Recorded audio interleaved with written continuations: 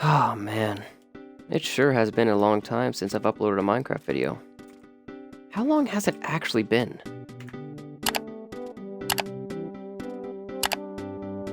$3 years? Welcome back everyone, and hello to new viewers. In this video, I'm going to be looking back at my 2020 quarantine Minecraft world. Now since I haven't uploaded in almost 3 years, I decided, why not let's go in the past a bit more. As you can imagine, when the pandemic was happening, a few of my friends and I decided to start a good old Minecraft world. And it lasted for a few months, but years have passed. And for some odd reason, I find myself coming back to this world all the time. And you'll see in this video how this world has transformed from very old things to new things that are still being added to this day.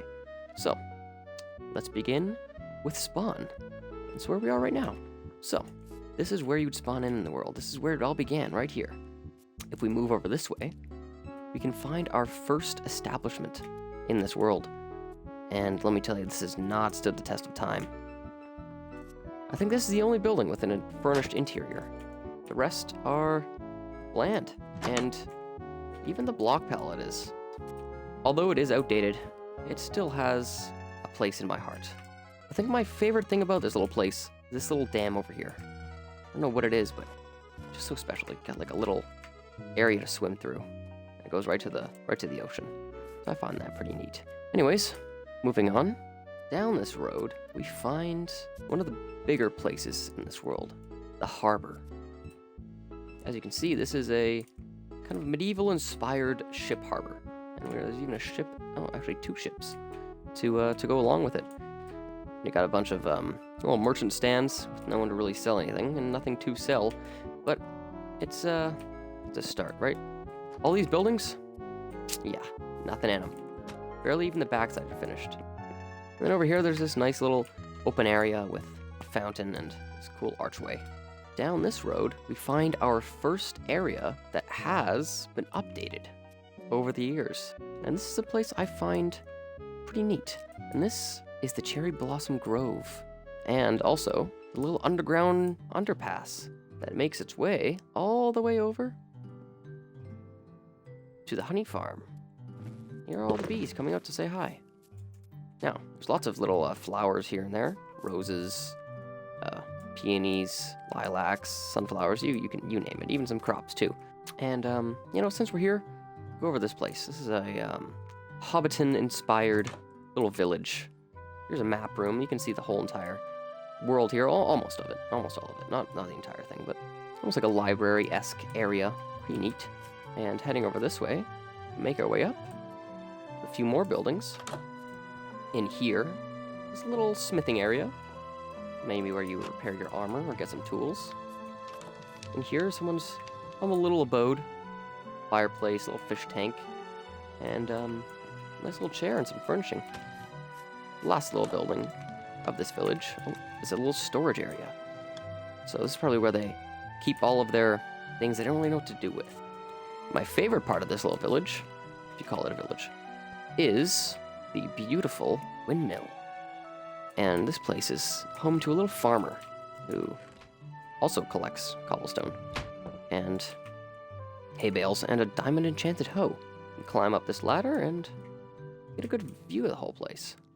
There's a little water tower up there that I also built so many years ago, and I just haven't redone it. But surrounding this whole village is this beautiful wheat field. And there's just something so special about giant fields of wheat. Moving on, we head over to the Mushroom Town. Now, part of this area has been redone recently, and some of it hasn't. See some of these new signs kind of implemented in here. Nice enchanting room. Really like how this turned out with the amethysts. And over here is one of the newest additions to the game. It's a smithing room, or armor template room. Lots of good stuff. Here's a little pond over here, some drip leaves. Really like those blocks. And over this way, this is my very first building ever built in this world. It's my starter home. And this has not been updated. You can see it's just using wool and wood. But I'll get to it one day. And across this little bridge here are the Snivers. A little carpet to match the house. And it's pretty bare bones.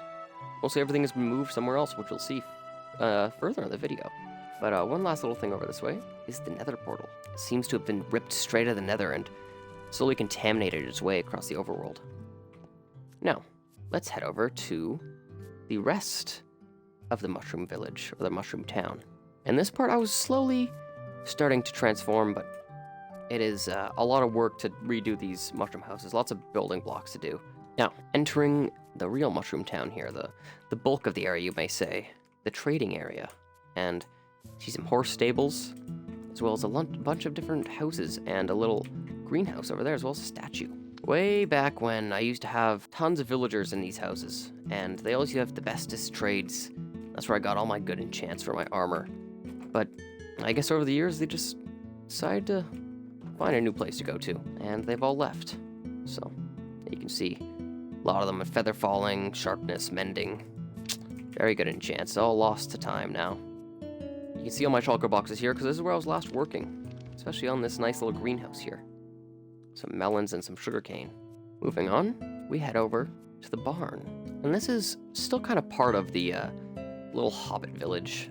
And if anyone knows who DallasMed65 is, he used to have a nomadic, or he still has it on his channel. He used to play in a nomadic survival series, and he made a barn just like this, and I copied the exact barn that he did, but that was many years ago, and over time I slowly transformed it into something a bit more overgrown and a bit more detailed.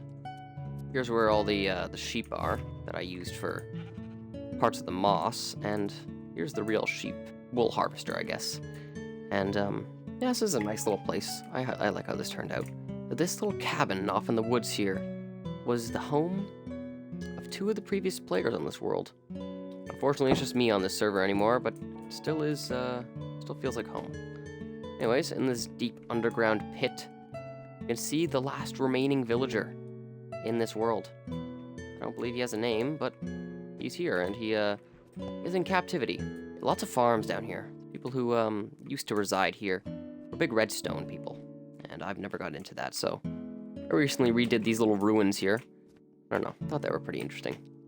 I like putting little pieces of ruins in this world, I guess.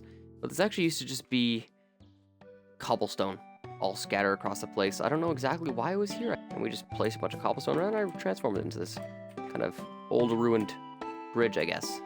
Anyways, over this way is my current base, the dome. I wouldn't really call it my base because I'm never really here, away from everything else, and it's kind of bland. A very boring little place, but this is where most of my stuff is, I guess. We're nearing the end of this world, but there's still a few more things to see, and I'll save the best for last. Moving over this way, you can see this big tower spiraling up into the sky, and I really don't like how this thing looks. I liked it at the time, but man, it has not grown on me, I will say. Here's where another player used to live. Pretty interesting, little campfire up here. Pretty cool little place. Off to one of my favorite builds in this world, and that's the factory, as well as the industrial district of this world. This was also heavily inspired by DallasMed65. Man, I love how this turned out, and I still think it holds up to this day. At least the factory part of it. Tons of different ores, tons of different things that are all being shipped out from the mine, and this was made before Caves and Cliffs was a thing, so it only goes down to Y level 0. Actually, this crane and this quarry were almost exactly like what DallasMed65 made in one of the videos he did, where he went off on his own journey in his own world, and he kind of made like a little castle in the mountain. As we walk up, we can see these 2 giant, spiky, what do you call these? I lost the word. Fumey things. Anyways, this is the bamboo factory. This is where I get all my bamboo. I don't know what prompted me to make it a bamboo factory, but that's what it became. Like I said, I think this is one of the only places that has really held up over the 4 years since I've played. Well, since I originally played and built most of these things. And now, we're rounding off this video. But I have one more little present to show you all. One very big surprise. And this is truly the highlight of this world. And it will always be for years to come. So down here is the skeleton and zombie farm. This is how we repair our tools. It's not very efficient, but then again, this was built 4 years ago, so we didn't really know much about redstone. But now, for the true beauty of this world. I present to you all the one and only Chad? Wait a minute. He's gone. He was here for so long. Oh my god. I think this is actually the saddest moment of this world. Well, I'm gonna put a screenshot up of what Chad once was. Chad was a zombie that spawned in the zombie farm right here, and he spawned with full diamond armor. One of the greatest things that ever happened in this world. And that's a little story about Chad. It's a shame that he's not here anymore. 4 years later, but yeah, that is my 2020 quarantine Minecraft world. I really hope you do well and enjoy this video. If you do, consider liking and subscribing, as well as sharing and commenting. I'd love to hear what you all have to say. I suppose I'll see you all in the next video then, whenever that may be. Could be another 3 years in the future, it could be 6. You all have a good day, everyone. Bye now.